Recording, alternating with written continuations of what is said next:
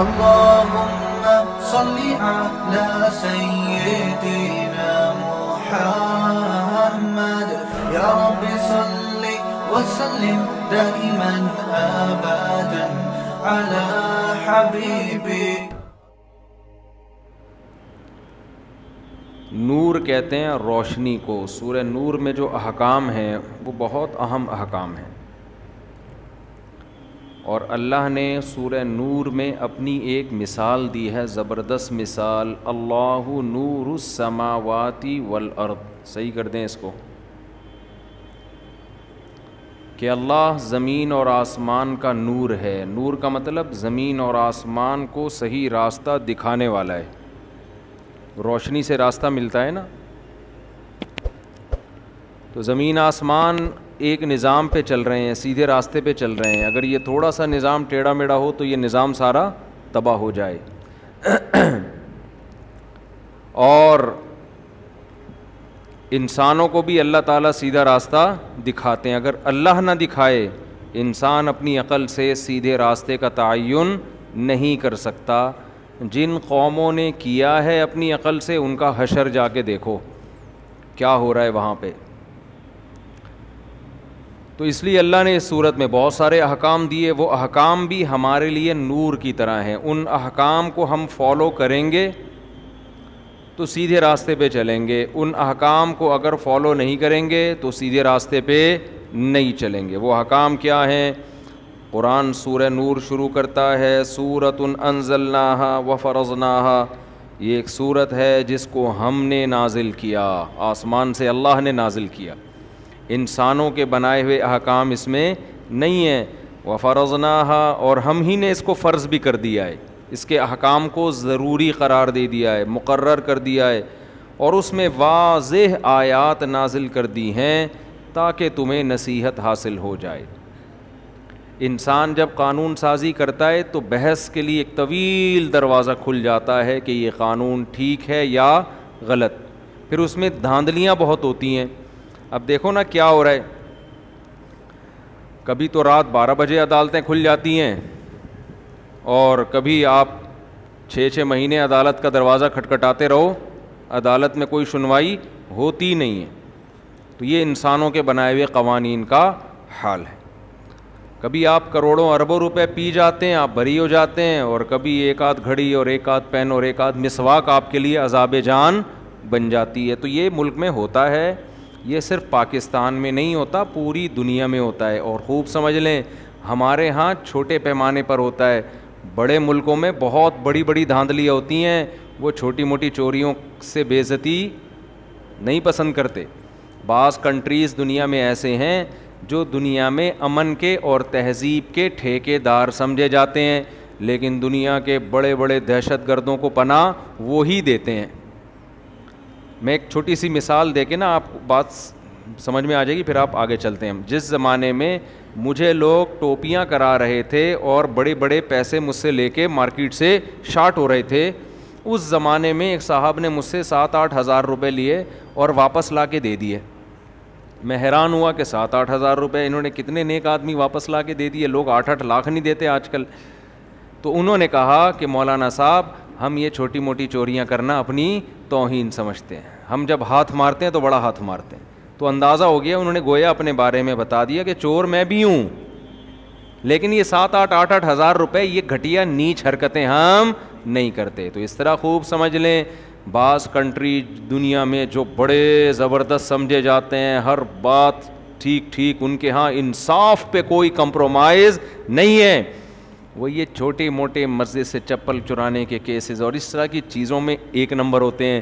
لیکن جب ان کی جو بین الاقوامی پالیسیاں، جو خارجہ پالیسیاں ہوتی ہیں، وہ خارجہ پالیسیاں ٹوٹلی بنتی ہی زیادہ تر غریب ملکوں کا خون چوسنے کے لیے. سمجھتے ہو کہ نہیں سمجھتے ہو؟ تو انسان کو انصاف اللہ کے علاوہ کوئی بھی نہیں دلا سکتا. اللہ جب آپ مان لیتے ہیں نا میرے اوپر ہے اور مجھے اس کے سامنے حساب دینا ہے، پھر آپ نہ چھوٹی چوری کرو گے اور نہ بڑی چوری. تو اس لیے اللہ نے فرمایا لعلکم تذکرون، تاکہ تمہیں نصیحت حاصل ہو. پہلا قانون اس میں اللہ نے کیا بیان کیا؟ الزانیۃ والزانی فاجلدوا کل واحد منہما 100 جلدہ. زنا کوئی عورت کرے یا مرد کرے دونوں کو 100 کوڑے مارو. صرف یہی نہیں کہ زنا اللیگل ہے، حرام ہے. غیر مسلم کنٹریز میں آپس کی رضامندی سے زنا کیا ہے؟ جائز ہے. اسلام نے حکم کیا دیا؟ آپس کی رضامندی سے بھی اگر کیا ہے تو عورت کو بھی صرف یہ نہیں کہ حرام کام کیا، سزا بھی ملے گی. اور سزا اللہ نے بتا دی، 100 کوڑے عورت کو اور 100 کوڑے مرد کو مارے جائیں گے. وَلَا تَأْخُذْكُمْ بِهِمَا رَأْفَةٌ فِي دِينِ اللَّهِ. اور یہ سزا جاری کرنے کے معاملے میں تمہارے دل میں نرمی پیدا نہیں ہونی چاہیے. بعض صوفی ٹائپ کے لوگ ہوتے ہیں، رحم دل ہوتے ہیں. اسلام تو بڑا وسیع مذہب ہے، دل کسی پہ طرز کھانا. اللہ غفور الرحیم ہے. اللہ فرماتے ہیں وہ جو میں ہوں وہ مجھے پتہ ہے، میں جو ہوں وہ مجھے پتہ ہے. جب دلیل سے جرم ثابت ہو جائے گا تو 100 کوڑے زانیہ کو مارے جائیں گے اور 100 کوڑے زنا کرنے والے مرد کو مارے جائیں گے. اور اس معاملے میں نرمی سے کام نہیں لینا. اور آگے اللہ فرماتے ہیں وَلْيَشْهَدْ عَذَابَهُمَا طَائِفَةٌ مِّنَ الْمُؤْمِنِينَ. اور یہ سزا ان کو بند کمرے میں نہیں دی جائے گی، کھلے عام چوک پہ ساری دنیا اس سزا کو نافذ ہوتے ہوئے دیکھے گی. سمجھتے ہو اسلام میں جتنی سزائیں ہیں کھلے عام ہیں، بند کمروں میں نہیں ہیں. کیونکہ سزا کا بنیادی مقصد لوگوں کو روکنا ہے. بند کمرے میں دو گے تو کیا پتہ چلے گا کیا ہو رہا ہے؟ تو کھلے عام اس کو 100 کوڑے مارو. اور یہ ہے کنوارے کے بارے میں، کنواری لڑکی اور کنوارا لڑکا. شادی شدہ مرد اگر زنا کرتا ہے یا شادی شدہ عورت اگر زنا کرتی ہے تو پھر اجماع سے یہ بات ثابت ہے کہ اس کو زمین میں گاڑ کے پتھروں سے ہلاک کیا جائے گا. بخاری مسلم کی حدیث ہے اور اجماع امت ہے، اس پر اجماع امت ہے. تو ان کو پتھروں سے مار کے ہلاک کیا جائے گا.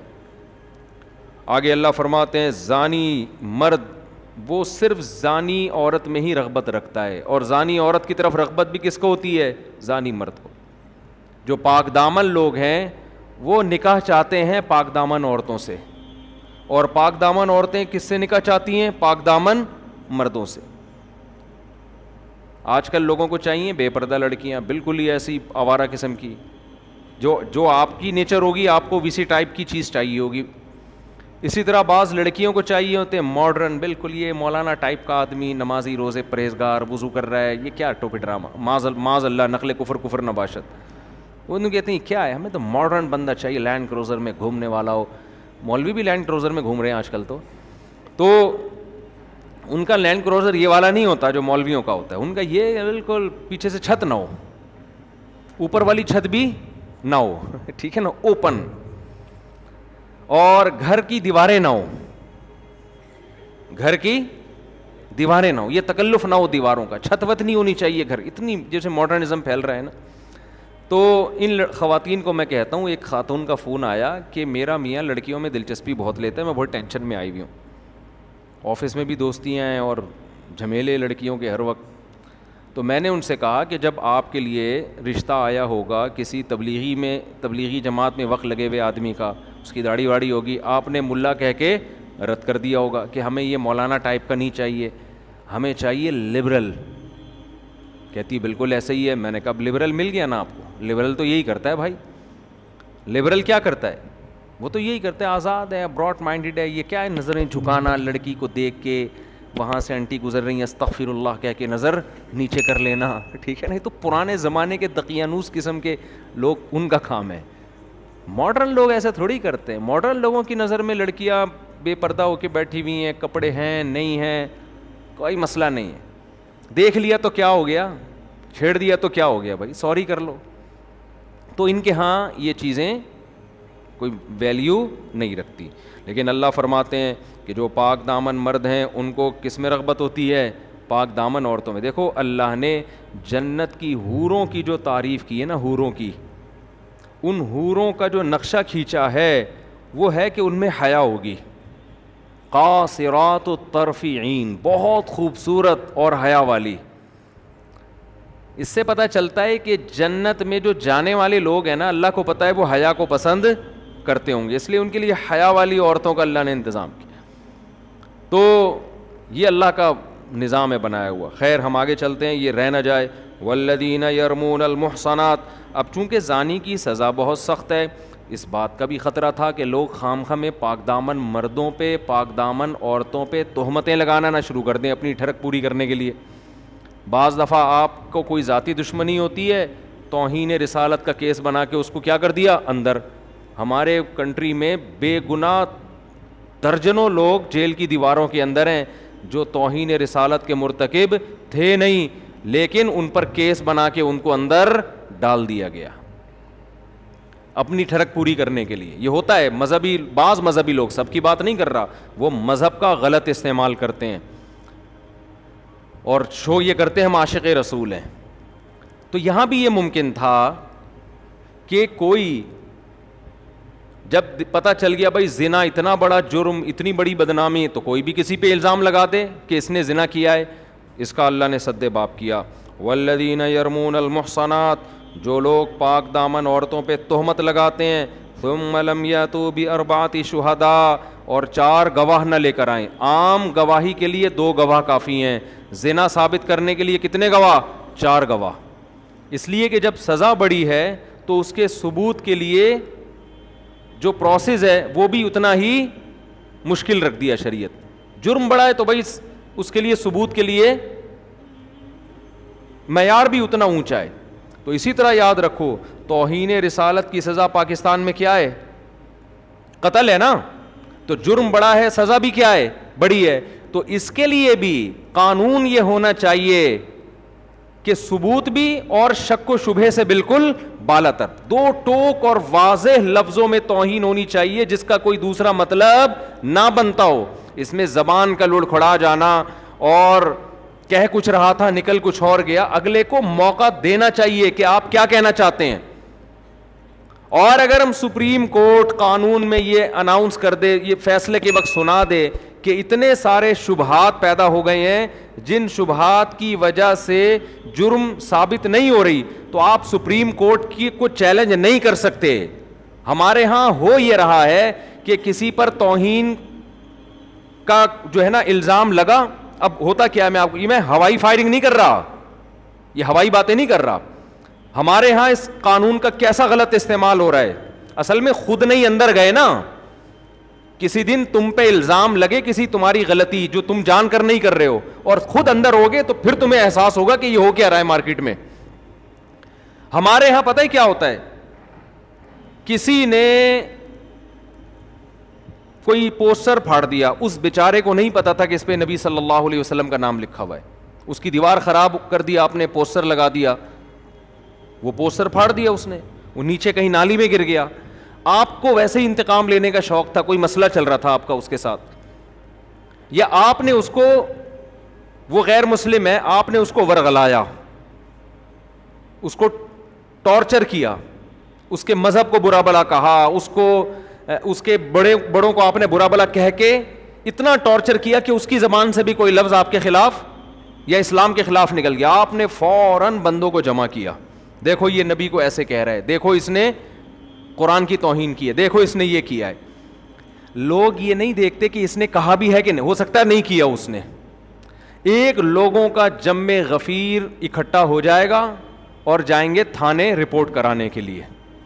اتنے لوگ اس میں، آج ہر آدمی سمجھتا ہے آج مجھے عشق رسول کو ثابت کرنے کا اللہ نے موقع دیا ہے. چرسی بھی آپ کا ساتھ دیں گے، ہیروئنچی بھی آپ کے ساتھ ہوں گے، محلے کے بڑے بڑے غنڈے جن 20 بندوں کو قتل کر چکے تھے، آج تک کبھی انہوں نے کوئی سنت پوری نہیں کی ہوگی، لیکن ان کو بھی موقع ملے گا کہ آج ہمیں موقع ملا ہے ہم توہین رسالت کے مرتکب کو کیفر کردار تک پہنچائے. وہ اس کی تحقیق نہیں کرتے کہ حقیقت میں ایسا ہوا بھی ہے کہ نہیں ہوا. پھر آپ پہنچ جائیں گے تھانے. ایس ایچ او صاحب کو پتا ہے اگر میں نے ایف آئی آر نہیں کاٹی پورا ہجوم میری بوٹیاں کووں کو کھلائے گا. سمجھ رہے ہو؟ نہیں آ رہی بات میرا خیال ہے. یہ قوم کا جذباتی پن ہے جو میں بتا رہا ہوں. نہیں سمجھ میں آ رہا نا تو کبھی آپ کے اوپر پڑے گی تو پتا چلے گا. پھر جناب ایف آئی آر بھی کٹے گی، تمہارا باپ بھی کاٹے گا ایف آئی آر. تو پھر جب عدالت میں مقدمہ چلے گا, جج کو پتا ہے اگر میں نے جیل نہیں کیا تو قوم مجھے, میری بوٹیاں کس کو کھلائے گی؟ کووں کو کھلائے گی. سمجھتے ہو؟ اور ادھر سے جو وکیل ہوگا نا, جو اس کی طرف سے وکیل ہے جس پر فرد جرم لگی ہے, اس کو پتا ہے کہ اگر میں نے اس کا زیادہ دفاع کیا تو میری بوٹیاں کس کو کھلائی جائیں گی؟ کووں کو. بتاؤ ایسے موقع پہ انصاف ملے گا کسی کو؟ نہیں. یہی بات سمجھ میں. پھر جب وہ کیس اس کے اوپر چلے گا, ہر جج پہنائے گا کہ یار یہ آگے کسی کو, پھر کیس چلتا ہے لمبا. پھر لوگ کہتے ہیں ہم تو پہلے ہی کہتے تھے حکومت قادیانیوں سے ملی ہوئی ہے, سیدھا سیدھا لٹکا کیوں نہیں رہی اس کو, مجرم کو؟ ہم تو پہلے ہی کہتے تھے یہ حکومت یہودیوں کی ایجنٹ ہے. پھر اگر اوپر جا کے کسی جج نے اس کو, اتنے میں کیا ہوتا ہے کہ نیچے جو اس کے جس پہ فرد جرم عائد ہوئی ہے نا, اس کے رابطے ہو جاتے ہیں فرانس سے, امریکہ سے, لندن سے, کہ بھائی دیکھو میں اپنے ملک میں محفوظ نہیں ہوں. ان کا قانون ہے کہ اگر آپ اپنے ملک میں واقعی محفوظ نہیں ہیں, آپ ثابت کر دیں, آپ اسائلم داخل کریں, وہ آپ کو نیشنلٹی دے دیں گے.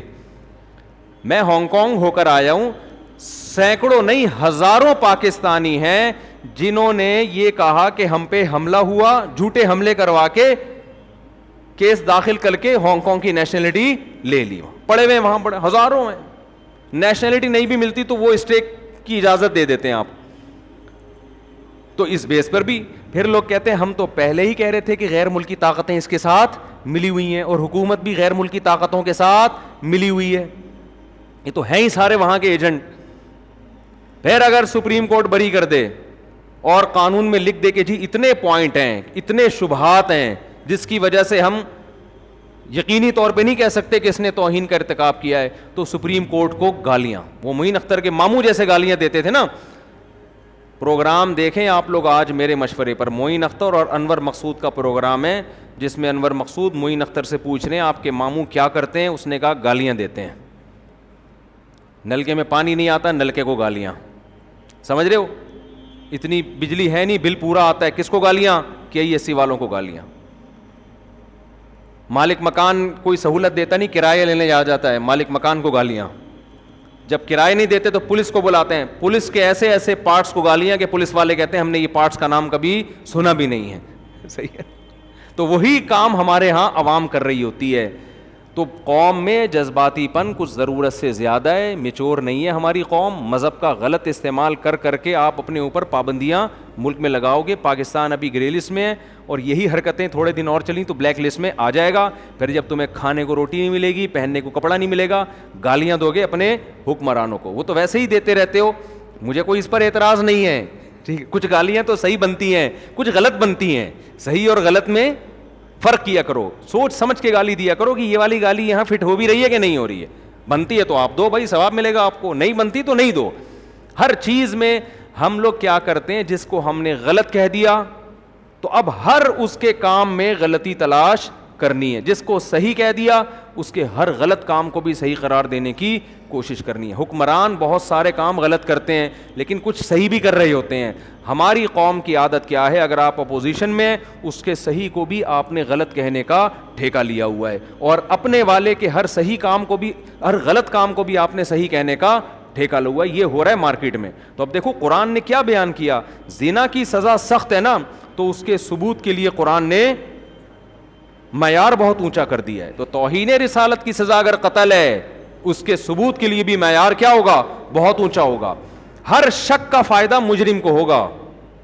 جہاں تھوڑی سی کنفیوژن پیدا ہو, دیکھو زنا میں کیا ہے, 4 آدمی گواہی دیں گے عدالت میں جا کے. کتنے گواہی دیں گے؟ 4. فقہا نے بیان کیے جہاں بھی جج کو ذرا سا تردد ہوا نا کہ کچھ گڑبڑ ہے, فوراً سزا کیا ہوگی, ساقط.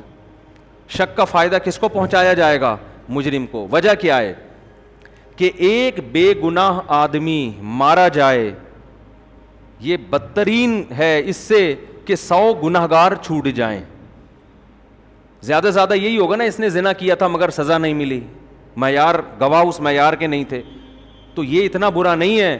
لیکن آپ نے معیار گرا دیا اور اس کی وجہ سے کوئی بے گناہ پہ زنا کی تہمت لگ کے اس کو سزا دے دی, یہ بہت خطرناک ہے. مفتی طارق مسعود صاحب کے بیانات سننے کے لیے youtube.com/मुफ्ती तारिक मसूद को सब्सक्राइब करें। और अगर आप लाइव वीडियो को कभी भी मिस नहीं करना चाहते हैं तो सब्सक्राइब करने के बाद बेल आइकन पर क्लिक करना मत भूलें।